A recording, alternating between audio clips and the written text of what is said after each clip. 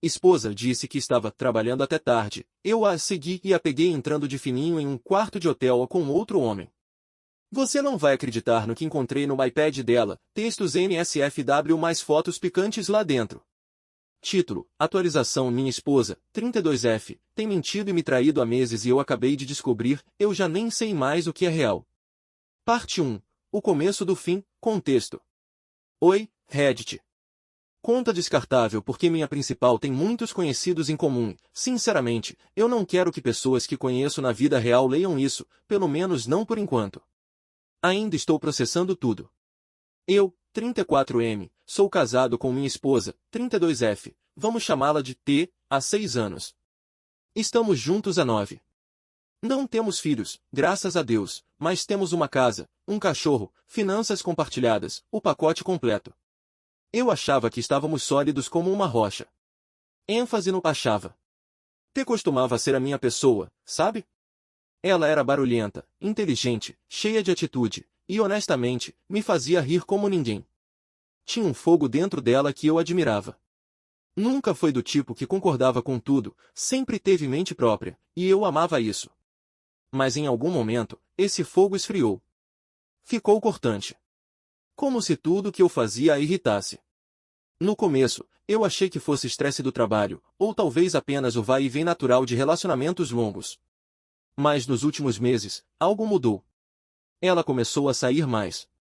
A ficar até tarde no trabalho, algo que nunca fazia antes.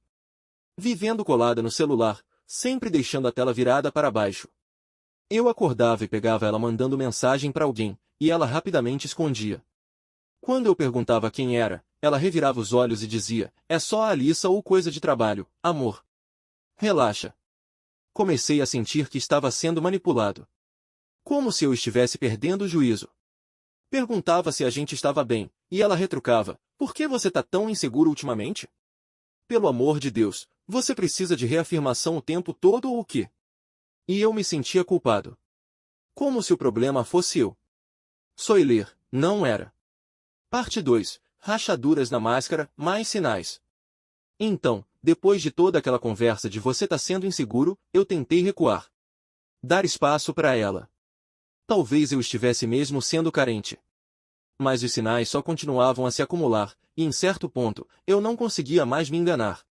Ela voltou a usar perfume, tipo, aquele perfume específico que ela costumava guardar para noites de encontro ou ocasiões especiais. Eu senti o cheiro nela depois de noites em que dizia estar na academia ou tomando algo com colegas de trabalho. Quando eu perguntava com quem ela tinha ido, ela era vaga. Só o pessoal da contabilidade ou você não conhece. Ela também mudou a senha do celular. Isso era novo. Sempre fomos abertos com essas coisas. Ela costumava me pedir para pegar o celular dela e responder mensagens para ela. Agora, o celular estava grudado nela 24/7, como se fosse uma bomba que ela não podia soltar. Tentei relevar de novo. Talvez eu estivesse apenas sendo paranoico. Todo mundo já ouviu aquelas histórias em que o cara acusa a namorada de trair e, na verdade, ela está organizando uma festa surpresa ou lidando com um parente doente. Eu não queria ser esse cara. Mas aí, uma noite, por volta das 2 da manhã, acordei e ela não estava na cama. Encontrei ela no sofá, lá embaixo, com o celular na mão, digitando. Ela não me ouviu de primeira. Eu vi ela sorrir para a tela, um sorriso de verdade, não aquele sorriso cansado e forçado que ela me dá ultimamente. Aí ela me viu e deu um pulo, como se eu tivesse pego ela cometendo um crime. Ela gaguejou uma desculpa sobre não conseguir dormir, só estava rolando o feed no Instagram.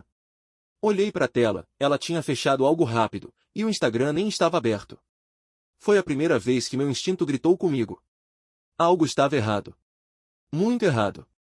Mas eu ainda não a confrontei. Eu queria ter certeza. Queria pegá-la na mentira. Sei que isso soa meio deturpado, mas eu precisava de provas. Eu precisava da verdade. Uma parte de mim ainda esperava estar errado. Parte 3. As provas caem no meu colo, o início da descoberta. Então, alguns dias depois do episódio do sofá de madrugada, eu fiz algo que nunca imaginei que faria. Vasculhei. Eu sei. Privacidade, limites, blá blá blá. Mas quando seu instinto está gritando com você todos os dias e sua parceira age como se você fosse louco por perceber que algo está estranho, você começa a perder o senso de realidade. Eu sentia que precisava ver o que ela estava escondendo. Ela esqueceu o iPad em casa numa manhã. Ela normalmente leva pro trabalho, mas acho que estava com pressa. Estava na cozinha, desbloqueado e sincronizado com o celular dela. Fiquei encarando aquilo por uns 10 minutos, andando de um lado pro outro feito um maluco, até que finalmente abri o app de mensagens. E lá estava. Uma conversa com um cara chamado D. Sem sobrenome, sem foto, só a letra. Já começou estranho. Abri, e bum, uma conversa inteira com mais bandeiras vermelhas que uma tourada. Mensagens flertando. Insinuações sexuais. Coisas tipo não consigo parar de pensar na noite passada e quando vou te ver de novo? Uma mensagem, inclusive, dizia, não se preocupa, ele não desconfia de nada. Ainda acha que tô trabalhando até tarde kkk. Senti como se tivesse levado um soco no peito. Outra dizia, você me faz sentir viva de novo. Como se eu realmente importasse.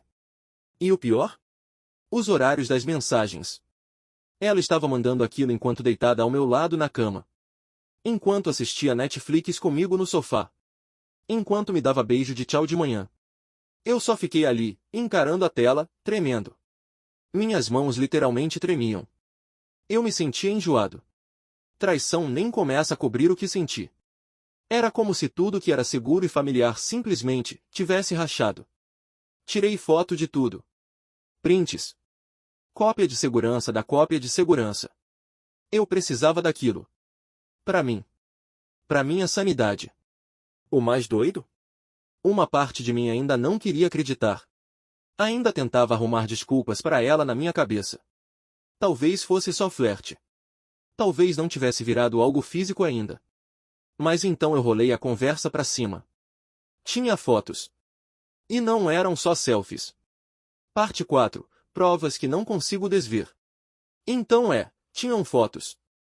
E não eram só imagens sugestivas. Estou falando de fotos totalmente explícitas, dos dois.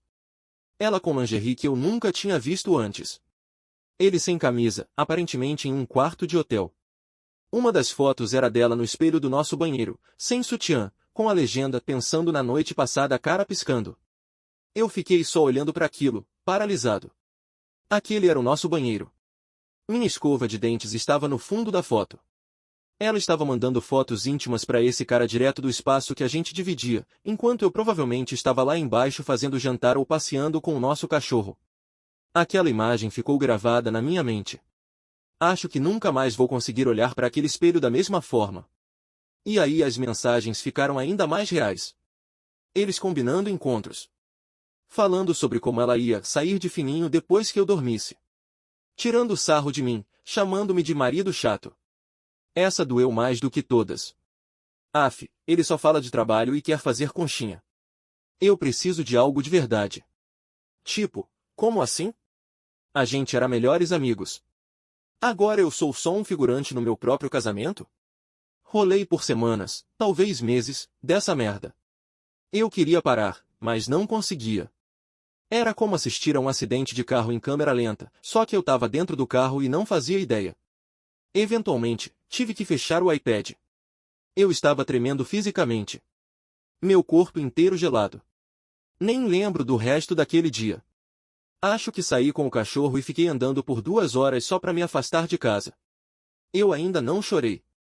Isso veio depois. Naquele momento, eu só me sentia entorpecido.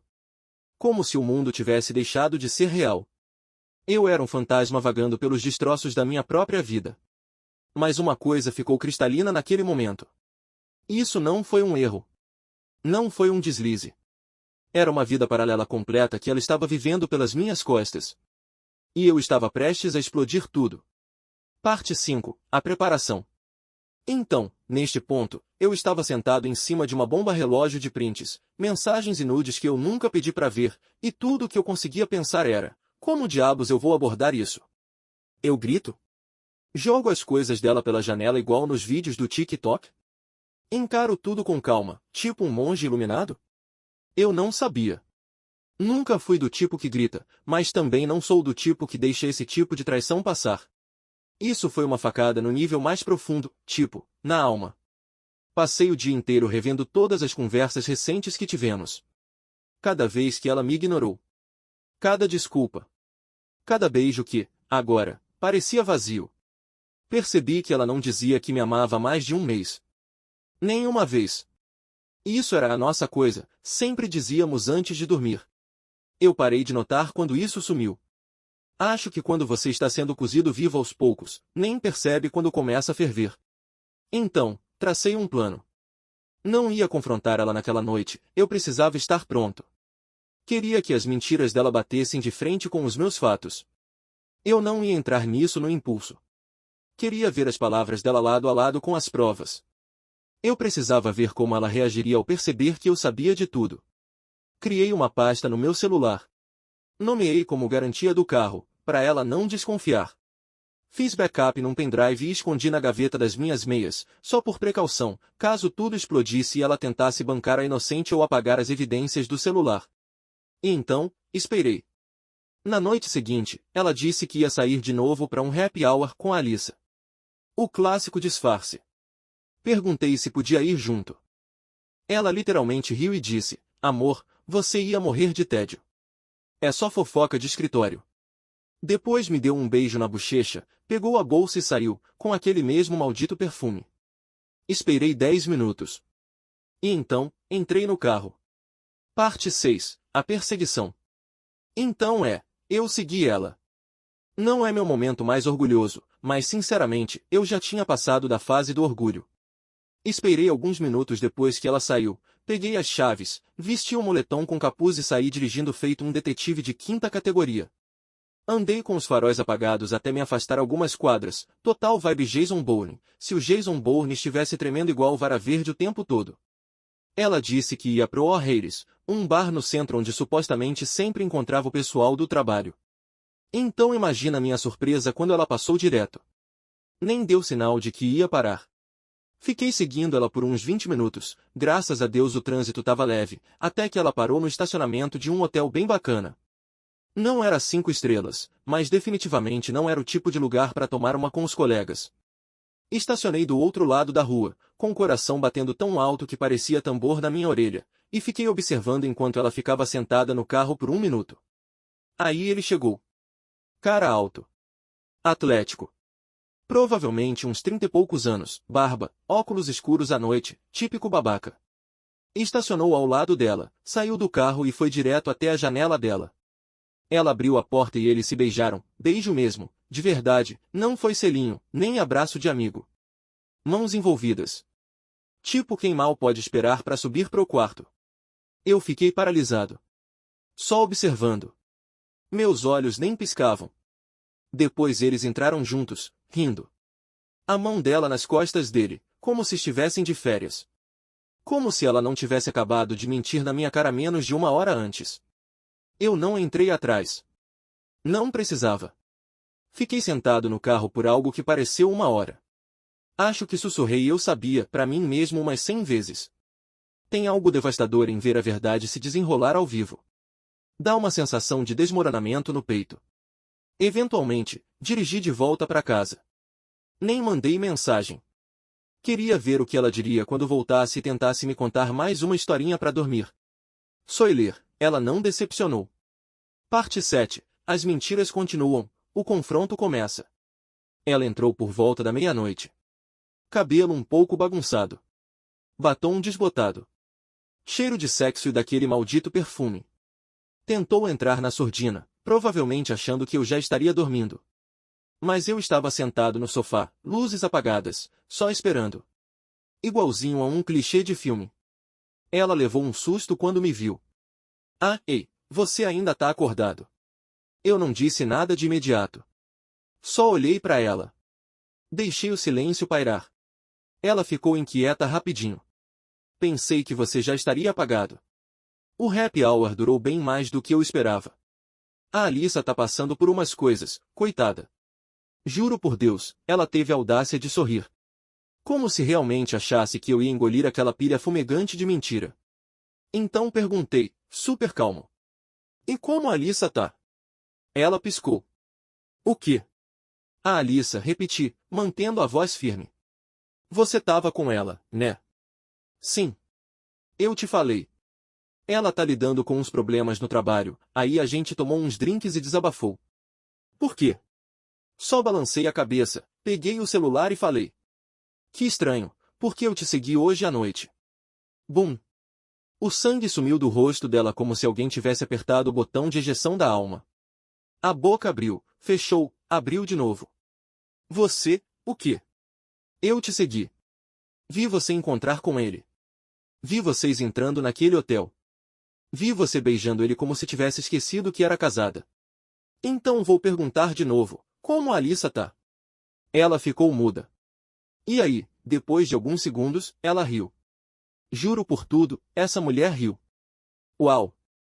Então agora você tá me espionando? Isso é saudável, viu? Eu não acreditava no que estava ouvindo. Ela foi direto pra defensiva. Como se eu fosse o vilão aqui. Não vira o jogo, falei, ainda tentando manter a calma, mas sentindo a raiva subindo pela nuca.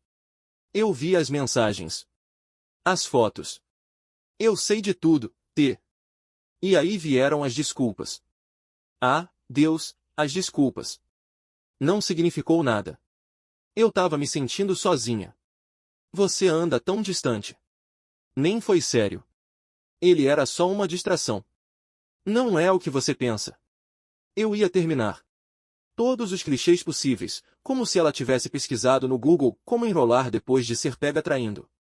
Ela finalmente terminou com. Simplesmente aconteceu. Eu não planejei isso. Olhei nos olhos dela e disse. Você planejou os quartos de hotel. Planejou as histórias falsas. Planejou uma vida paralela inteira.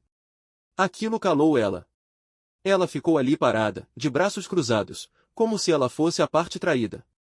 Como se eu fosse o errado por ter tido a ousadia de descobrir. E foi nesse momento que caiu a ficha. Ela não estava arrependida. Ela estava arrependida de ter sido pega.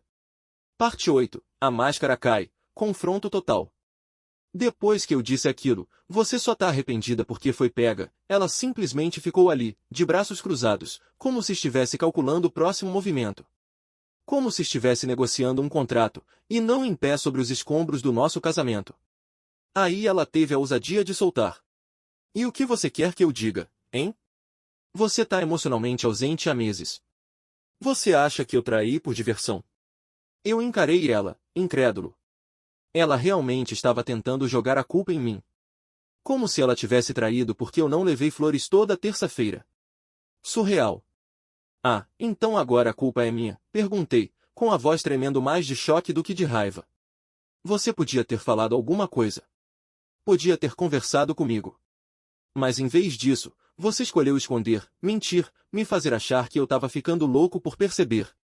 Você se escuta. Ela revirou os olhos, sim, revirou os olhos, e disse. Jesus, como você é dramático. Nem foi como se eu tivesse me apaixonado por ele. Aquilo ali? Aquilo quebrou algo dentro de mim. Você não se apaixonou, repeti, quase rindo de nervoso. Legal. Isso faz as fotos pelada e os encontros no hotel parecerem bem mais leves. Obrigado pela clareza. Foi aí que ela explodiu, finalmente. Quer saber a verdade? Foi divertido. Ele me fazia sentir desejada, e eu gostava disso.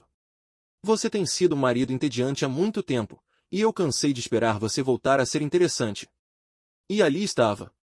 Sem mais mentiras. Sem remorso falso. Só uma honestidade crua e egoísta.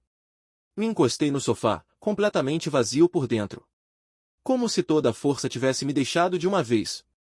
Eu nem estava com raiva mais, só, acabado. Perguntei direto. Há quanto tempo isso tá rolando? Ela olhou pro chão. Desde novembro. 5 meses. 5 meses de mentiras. 5 meses me olhando na mesa do jantar como se nada estivesse errado. 5 meses me beijando de manhã enquanto mandava mensagem para outro cara ali fora, na nossa porta. Levantei, passei por ela em direção ao quarto, e disse. Você vai dormir no sofá. Não fala comigo. Ela bufou, como se eu estivesse exagerando. Sério? Vai agir assim agora? Virei e falei. Você não mora mais aqui. Só ainda não percebeu. E fechei a porta atrás de mim. Sentei na beira da nossa cama, fiquei encarando a parede, e finalmente chorei feito criança. Choro feio, silencioso, com o rosto nas mãos. Foi a primeira vez que deixei a dor me atingir de verdade, o que ela fez, o que a gente perdeu, o quão idiota eu me sentia. E por baixo da mágoa, da humilhação, da raiva, havia uma verdade esmagadora. Ela nem sequer hesitou. Parte 9. As consequências. 24 horas de silêncio e fúria. No dia seguinte, parecia que eu tinha acordado na vida de outra pessoa. Sabe aquela névoa estranha que você sente depois de um pesadelo? Aquela confusão tipo isso aconteceu mesmo? Pois é. Só que não era um sonho. Era o meu casamento em 1000 pedaços pegando fogo. Ela já tinha saído quando eu acordei. Levou o cachorro para passear, aparentemente. Deixou um bilhete passivo-agressivo colado no balcão. Não dormi bem. Precisava de espaço. Como se eu fosse o traidor. Ela ainda não tinha pedido desculpas. Nenhuma vez. Fiquei sentado na mesa da cozinha só, entorpecido. Não conseguia comer. Não conseguia pensar direito. Só ficava relendo as mensagens dela no meu celular, igual um masoquista. Não sei porquê, acho que uma parte de mim precisava confirmar que eu não tinha inventado tudo. Que eu não tinha alucinado. Mas não. Tava tudo lá. Cada palavra. Cada maldito detalhe. Ela voltou por volta do meio-dia, de óculos escuros, com expressão de quem não tinha a menor intenção de conversar. Eu não disse uma palavra. Ela pegou uma Lacroix, ficou rolando o celular no sofá, como se a gente não estivesse vivendo uma crise de proporção nuclear. E então, finalmente, ela solta. E agora? Eu quis gritar. E agora? Essa é sua frase de abertura depois de destruir nossa vida? Então eu disse, o mais calmo que consegui. Você precisa sair. Não amanhã. Não semana que vem. Agora. Ela bufou. Você tá exagerando. Resposta errada. Peguei o celular, abri as fotos de novo, deixei virado para cima na mesinha de centro, e falei. Se eu mandasse isso pros seus pais, pro seu chefe, pros seus amiguinhos do trabalho, ainda assim eu estaria exagerando. O rosto dela mudou na hora. Olhos arregalados. Mandíbula travada. Você tá me ameaçando? Não. Tô te lembrando do que eu sei. E do que eu sou capaz. Eu fiquei calado, respeitoso, mesmo enquanto você me traía pelas minhas costas. Mas se você continuar me testando, eu faço o mundo inteiro conhecer a verdadeira você. Silêncio. Aí ela murmurou. Você não faria isso. E eu só respondi. Tenta a sorte. Ela subiu as escadas batendo o pé e bateu a porta do quarto. Igual adolescente de castigo. Eu fiquei ali sentado, tremendo, não de medo, mas de adrenalina. Chega de ser o bonzinho. Chega de ser o trouxa. Aquela noite, ela dormiu no quarto de hóspedes. Sem uma palavra. Sem um pedido de desculpas. Sem uma lágrima. Nada. Só silêncio e portas entre a gente. Engraçado como alguém pode colocar sua vida inteira em chamas e ainda agir como se fosse a vítima. Parte 10. Hora da decisão. O silêncio entre a gente não era só constrangedor, era radioativo. Daquele tipo que torna o ar pesado, como se você estivesse respirando culpa e mentiras em vez de oxigênio. Ela passou os dias seguintes andando pela casa na ponta dos pés, evitando me olhar nos olhos, como se eu fosse explodir a qualquer momento. Mas a verdade? Eu já tinha passado da explosão. A raiva já tinha vindo e ido embora. O que restou era algo mais frio. Mais claro. Eu estava em modo decisão. Comecei a tomar providências, silenciosamente. Acessei nossa conta conjunta, tirei prints de tudo. Abri uma conta nova só no meu nome. Liguei para um advogado. Não contei nada para ela. Eu ainda não tinha certeza se queria o divórcio, mas sabia que precisava de opções. Eu não ia ficar preso nesse limbo distorcido enquanto ela fingia que nada tinha acontecido. Eu não estava dormindo direito, nem comendo muito, mas a lucidez, essa eu nunca tive tão forte. E então ela tentou mudar a narrativa. Uma noite, ela bateu na porta do quarto, bateu, como se fosse hóspede num hotel. A gente pode conversar? Ela perguntou. Deixei ela entrar. Ela sentou na beira da cama como se estivesse ensaiando um monólogo, e juro por Deus, a primeira coisa que saiu da boca dela foi: eu não quero que isso acabe com a gente. Eu ri. De verdade. Por quê? O que ainda tinha para acabar? Ela continuou. Eu errei. Eu sei que errei. Me senti ignorada, tomei decisões ruins, mas eu ainda te amo. Não quero jogar isso fora. Foi o pedido de desculpas mais fraco que já ouvi. Como se ela estivesse lendo um roteiro que outra pessoa escreveu. Sem lágrimas. Sem emoção. Só palavras ocas, na esperança de que eu morde a isca. Olhei nos olhos dela e perguntei: você realmente se sente mal pelo que fez? Tipo, de verdade? Ou só tá com medo de perder sua rede de segurança? E ela não disse nada. Ela não disse nada.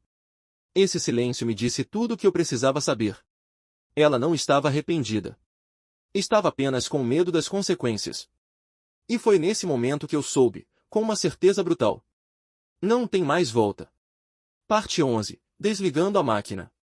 Então é isso, depois daquela conversa, se é que dá para chamar assim, eu sabia o que precisava fazer. Chega de esperar. Chega de alimentar a esperança de que, do nada, ela teria uma epifania e voltaria a ser a mulher com quem me casei. Aquela pessoa? Já era. E talvez já tivesse ido embora há muito tempo, e eu só estava apaixonado demais, ou cego demais, para enxergar. Na manhã seguinte, liguei de volta pro advogado e disse duas palavras que nunca achei que diria. Vamos prosseguir. Pedi para ele redigir os papéis do divórcio. Corte limpo. Sem enrolação. Não queria prolongar mais nada. A gente não tem filhos, o que, mais uma vez, graças a Deus. O cachorro fica comigo. Ela traiu, ela sai. Esse era meu limite. Esperei até o fim do dia, quando ela voltou de resolver coisas na rua, que eu tenho 99% de certeza que significa fugir da realidade. Chamei ela para a sala e entreguei os papéis. Ela ficou encarando por um minuto inteiro como se estivessem escritos em outro idioma. Achei que você ainda estava pensando, ela disse. Eu tava, respondi. Aí pensei em tudo que você fez. Em cada mentira. Em cada vez que você me deu um beijo de boa noite enquanto planejava encontrar com ele no dia seguinte. E percebi, não vou continuar casado com uma estranha que me desrespeitou por meses. Foi aí que ela começou a chorar. Primeira vez que mostrou alguma emoção de verdade. Não quando eu confrontei. Não quando revelei que sabia de tudo. Mas agora, quando as consequências bateram, e a rede de segurança sumiu. Não acredito que você tá desistindo da gente, ela sussurrou. E aquilo me fez perder um pouco da paciência. Eu desisti? Você se desligou há meses, T. Você só não esperava que eu fosse acordar e ir embora. Ela chorou. Implorou. Disse que faria terapia, que largaria o emprego, que bloquearia ele, qualquer coisa. Mas já era tarde demais. Esse navio não só zarpou, ele foi torpedeado e afundou semanas atrás. Disse que ela tinha uma semana para encontrar outro lugar. Podia ficar no quarto de hóspedes até lá. Depois disso, queria ela fora. É surreal. Algumas semanas atrás, eu teria feito qualquer coisa para salvar esse casamento. Agora? Eu só queria paz. Queria ela longe, só para poder respirar de novo. Parte 12. Cidade Fantasma. Depois que entreguei os papéis do divórcio, a casa virou uma cidade fantasma. Não literalmente, mas emocionalmente, ficou oca. Silenciosa. Fria. Como dois estranhos apenas dividindo o mesmo teto por coincidência. Mal nos falávamos.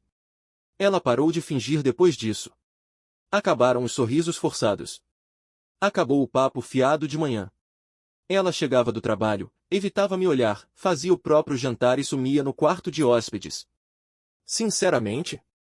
Por mim, ótimo. Eu não dormia direito. Toda noite, minha cabeça rodava sem parar.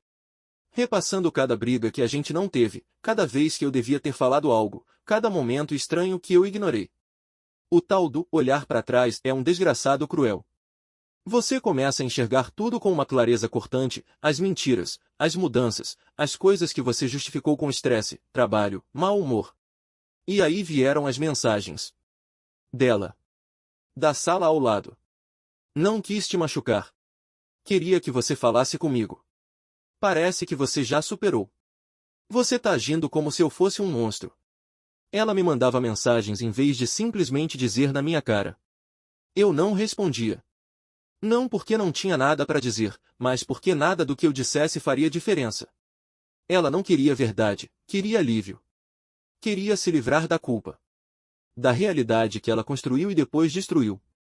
E isso, eu não ia dar para ela. 4 dias depois que entreguei os papéis, cheguei em casa e ela tinha ido embora. Tipo, de verdade. Sem adeus. Sem confronto. Sem última tentativa de arrumar as coisas. Só metade do armário vazio e um bilhete no balcão. Me desculpa. Vou te amar do meu jeito, sempre. Cuida do cachorro, por favor. Ela nem teve coragem de dizer isso olhando nos meus olhos. Essa foi a última vez que vi ela pessoalmente. Sem mentira, fiquei ali parado, segurando aquele bilhete idiota, e não senti nada. Nem raiva. Nem luto. Nem alívio. Só cansaço. Sentei no sofá, olhei em volta, e finalmente, respirei. Ela tinha ido embora.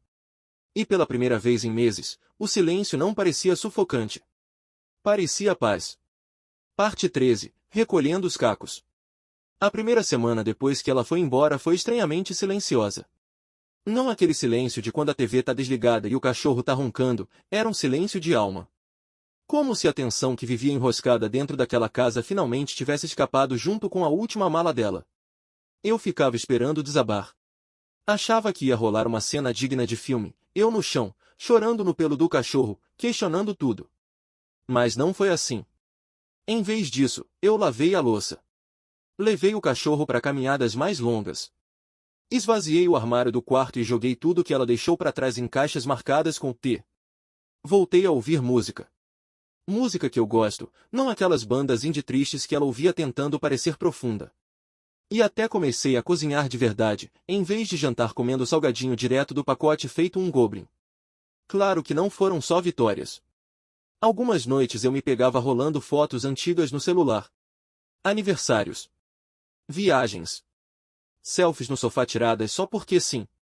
Olhava meu rosto naquelas imagens e via uma versão de mim que mal reconheço, feliz, confiante, inocente. Aquilo doía. Ainda dói. Teve uma foto em especial, de uma viagem para uma cabana, 2 anos atrás. Eu tava segurando a mão dela, sorrindo feito bobo, e ela me olhava como se eu tivesse pendurado a lua. Agora eu fico pensando se, naquela época, já tava acabando pra ela. Se eu ainda tava inteiro na relação enquanto ela já tinha um pé fora da porta. Procurei um terapeuta, primeira vez na vida. No começo me senti meio bobo, parecia que eu tava reclamando demais. Mas cara, despejar tudo pra alguém que não tá emocionalmente envolvido? Transformador. E ele disse uma coisa que grudou na minha cabeça. Ela não traiu por sua causa. Ela traiu por causa dela. E isso me acertou em cheio. Eu ficava achando que podia ter feito mais. Sido mais divertido. Mais espontâneo. Menos rotina. Mas a verdade é, se alguém vai trair, sempre vai encontrar uma desculpa. Mesmo que você esteja fazendo tudo certo. Então não vou mais me culpar. Ela fez a escolha dela. E agora eu tô fazendo a minha. Parte 14. Seguindo em frente, de verdade, desta vez. Tem uma parte estranha nesse negócio de ser traído que ninguém te conta. Depois de toda a raiva, a dor, os pensamentos repetitivos, o desespero por um fechamento, você acorda um dia e percebe que você simplesmente terminou. Cheguei nesse ponto mais ou menos 3 semanas depois que ela foi embora. E não foi por causa de um momento dramático. Não foi porque recebi algum pedido de desculpas grandioso ou tive uma epifania espiritual. Foi só, numa manhã qualquer, fiz meu café, sentei na varanda com o cachorro e percebi que não tinha pensado nela nenhuma vez no dia anterior. E era isso. Sem reprises mentais. Sem imaginar o que ela estava fazendo, com quem estava falando. Sem olhar redes sociais, sim, bloqueei tudo.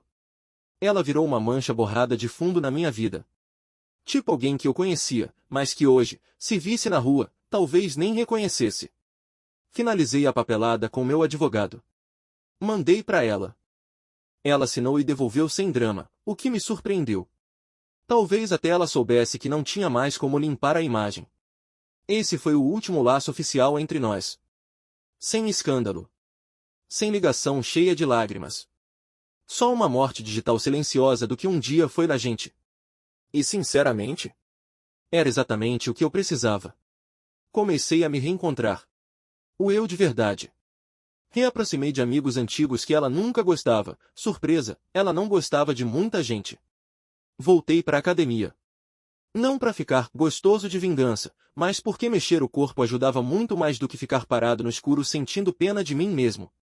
Até fiz uma viagem de fim de semana sozinho. Só eu, uma cabana, umas cervejas e o cachorro. E foi a melhor coisa que senti em muito, muito tempo. Não vou mentir dizendo que tô 100% curado. Tem noites que ainda doem. A confiança não volta do dia pra noite. Mas a diferença agora? É que eu não tô mais preso. Não tô tentando consertar algo quebrado pelas escolhas de outra pessoa. Tô seguindo em frente. E não pretendo olhar para trás. Parte 15. Reflexão final. O que aprendi, e o que diria a você? Então é isso. O fim. 6 anos de casamento, varridos por alguns meses de mentiras. Um dia eu tava pegando jantar pra mulher que eu amava, e no outro, tava encarando prints dela de lingerie mandados pra outro cara. A vida muda rápido, cara. Mas aqui vai o que eu percebi, depois de todo o choro, os gritos, e as noites em claro encarando o teto. A traição dela não me define. O que eu fiz depois, isso sou eu. As pessoas vivem dizendo, traí uma vez, vai trair sempre ou você devia ter percebido os sinais. Talvez. Talvez não. Mas não é só sobre ver as bandeiras vermelhas, às vezes, você vê sim, só não quer acreditar. Especialmente quando a pessoa é alguém com quem você construiu sua vida inteira. O que eu aprendi foi: amar sem limites é se autodestruir. Eu dei chance após chance para ela ser honesta, melhorar, se importar. E ela cuspiu em cada uma. Intuição? Não ignore. Eu senti que algo estava errado meses antes. Mas deixei ela me fazer duvidar de mim mesmo. Nunca mais. Você pode ser o melhor parceiro do mundo, e ainda assim vai ser traído se essa for a escolha da pessoa. Traição é escolha. Não é acidente. Não é erro. É algo que ela escolheu fazer. Todo santo dia. Paz é melhor do que fingimento. Prefiro 1000 vezes estar sozinho num quarto silencioso do que dividir a cama com alguém que eu não posso confiar. Se você tá lendo isso e sente aquela dúvida te corroendo por dentro, como se sua parceira ou parceiro não estivesse sendo verdadeiro com você, não ignora. Presta atenção. Faz as perguntas difíceis. E se as respostas não te parecem sinceras, ou te deixam inquieto, ouve isso. E não tenha medo de ir embora. Muita gente diz casamento dá trabalho, mas esquecem que ele também tem que ser parceria, não sentença. Eu não tô 100% curado. Mas tô me curando. Ainda não tô inteiro. Mas tô reconstruindo. E da próxima vez? Vou amar com mais sabedoria. Vou proteger minha paz. E nunca mais vou aceitar menos do que aquilo que eu dou. Obrigado por ler, Reddit. Essa comunidade me manteve são quando meu mundo virou de cabeça para baixo. Fiquem firmes por aí. Um cara que finalmente escolheu a si mesmo.